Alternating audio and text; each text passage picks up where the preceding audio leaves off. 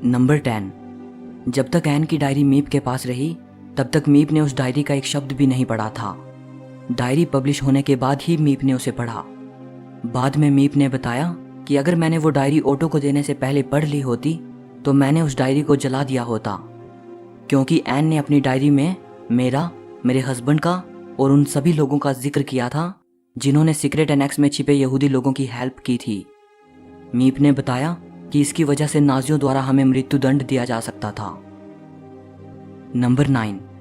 N के father auto Frank ने एक बार पुरानी बातों को याद करते हुए ये बताया कि जब मीप ने मुझे वो डायरी दी थी तो शुरुआत में मेरे लिए डायरी को पढ़ना बेहद मुश्किल हो रहा था। मैं कुछ ही पेज पढ़ पाता था क्योंकि दुख भरी यादें मुझ पर हावी हो रही थी।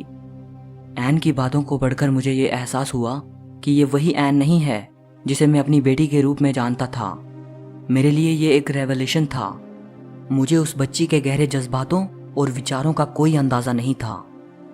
ओटो ने आगे कहा कि एन की डायरी पढ़ने के बाद मैं इस नतीजे पर पहुंचा हूं कि ज़्यादातर पेरेंट्स अपने बच्चों को बहुत कम जानते हैं। नंबर 8।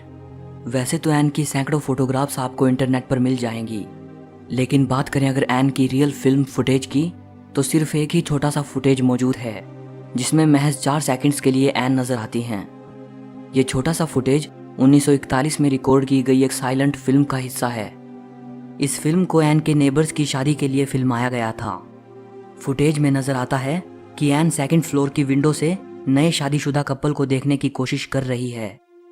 वर्ल्ड वॉर खत्म होने के बाद उस शादीशुदा कपल ने यह फुटेज एन फ्रैंक म्यूजियम को सौंप दिया था।